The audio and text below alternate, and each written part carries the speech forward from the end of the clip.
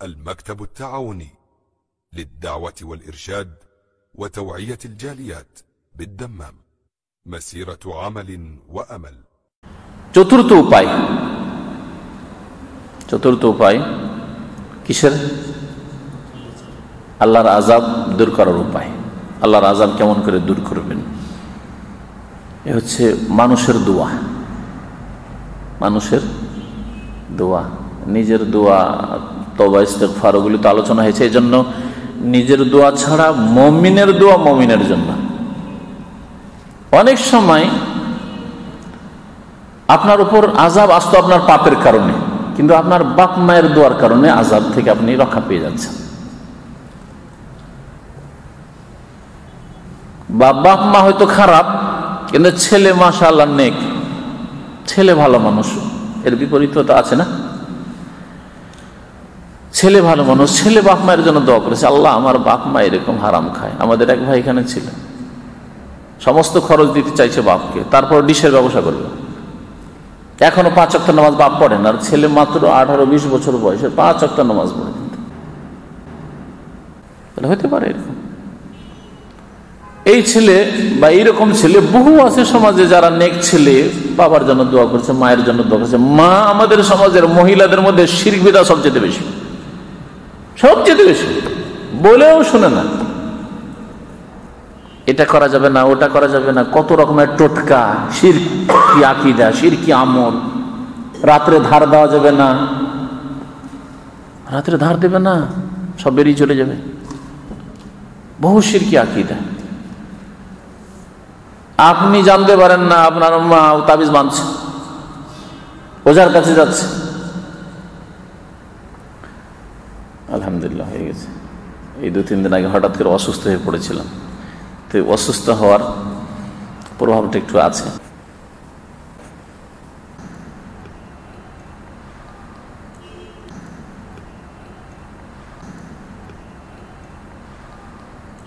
কি বলছিলাম?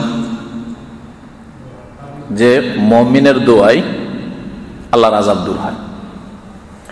বাপ মা বেশি আন্তরিকতার সাথে ছেলে মেয়েদের জন্য দোয়া করে, আপনজনের জন্য আন্তরিকতার সাথে দোয়া করে, সেই জন্য এই উদাহরণগুলি দিলাম। এছাড়া যে কোনো মুমিনের জন্য যে দোয়া করে, যে কোনো মুমিন। এই জন্য আল্লাহ কোরআনে কারীমে দোয়া শিখিয়েছেন, রব্বানা ইগফির লানা ওয়া লিইখওয়ানিনা আল্লাযীনা সাবাকুনা বিল ঈমান। আল্লাহ আমাদের মাফ করে দাও, আর আমাদের পুরো যেসব মুমিন মুমিনাত চলে গেছে আল্লাহ তাদেরকে মাফ করে দাও, তাদেরকে আযাব দিও না। আল্লাহ দুনিয়া থেকে চলে গেল, আখিরাতের আযাব তো আছে, আল্লাহ ওদেরকে আখিরাতের আযাব দিও না। মুমিন ভাইয়ের জন্য যদি দোয়া করে, বিশেষ করে মওতের সময় জানাজার মধ্যে যে দোয়া, এই এক দোয়া।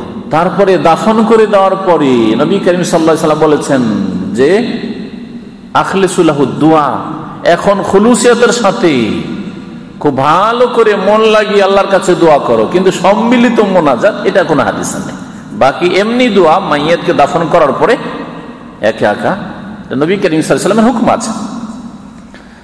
আয়েশা রাদিয়াল্লাহু তাআলা আনহা থেকে বর্ণিত, নবী সাল্লাল্লাহু আলাইহি ওয়াসাল্লাম বলেছেন, মা মিন মাইয়িতিন ইউসাল্লি আলাইহি উম্মাতুন মিনাল মুসলিমিন, যে কোনো মাইয়িত, মৃত মানুষ, যদি তার উপর মুসলিমদের একটি দল জানাজার নামাজ পড়ে, ইয়াবলুগুনা মিয়া, আর বিশেষ করে তাদের সংখ্যা যদি 100 হয়ে যায়, আর হাদিসে 40-এর কথা আছে, যদি 100 হয়ে যায়, কুল্লুহুম ইয়াশফাউনা লাহু, আর তারা সকলে যদি ওই 100 মানুষ এই মৃত ব্যক্তি মাইয়াতের জানাজায় গিয়ে তার জন্য আল্লাহর কাছে সুপারিশ করবেন, দোয়া করে, আল্লাহ তুমি মাফ করে দাও, আল্লাহ মাগফির লিহাইয়িনা ওয়া মাইয়াতিনা ওয়া শাহিদিনা ওয়া গায়িবিনা, আল্লাহ মাগফির লাহু ওয়ারহামহু ওয়াফিহি ওয়াফু আনহু, আল্লাহ এই মাইয়াতকে তুমি মাফ করে দাও।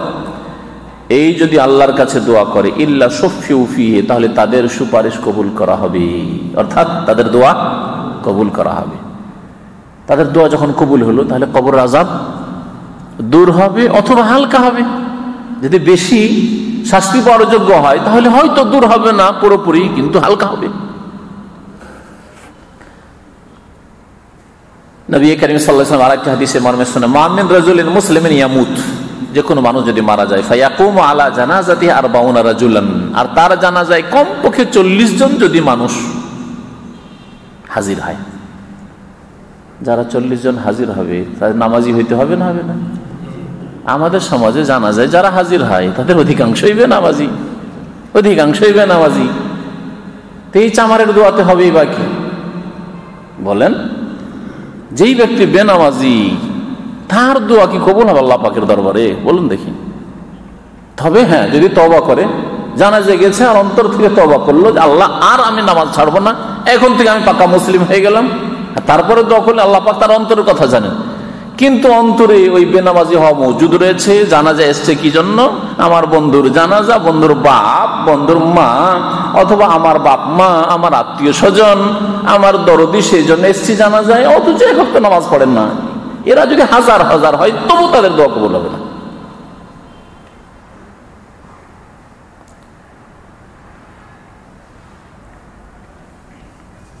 যদি 40 জন সত্যিকার অর্থে মুসলিম যারা ফরজ ওয়াজিব আদায় করে, কমপক্ষে হারাম কাবিরা গুনাহ থেকে বেঁচে থাকে, যেগুলি দোয়া কবুল হয়, বাধা, হারাম খাই না, হারাম পড়ে না,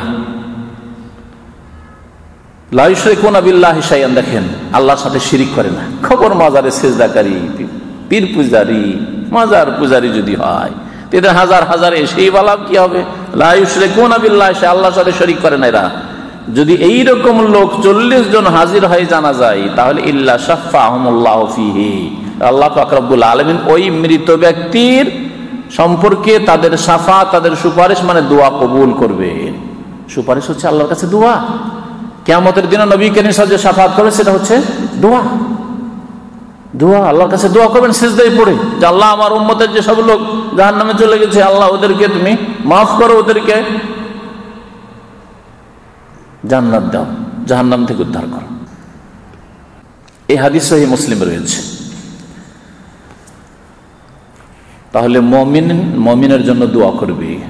মারা গেছে দাদা দাদি, নানা নানি, অনেক পুরাতন হয়ে গেছে, ভুলে যেন না, তাদের জন্য দোয়া করেন। হয়তো আপনার দোয়ার কারণে তাদের গুনাহ খাতা মাফ হবে, কবর আযাব দূর হয়ে যাবে, আর আখিরাতের আযাব দূর হয়ে যাবে, হাসরের মাঠের আযাব দূর হয়ে যাবে, জাহান্নামের আযাব দূর হয়ে যাবে।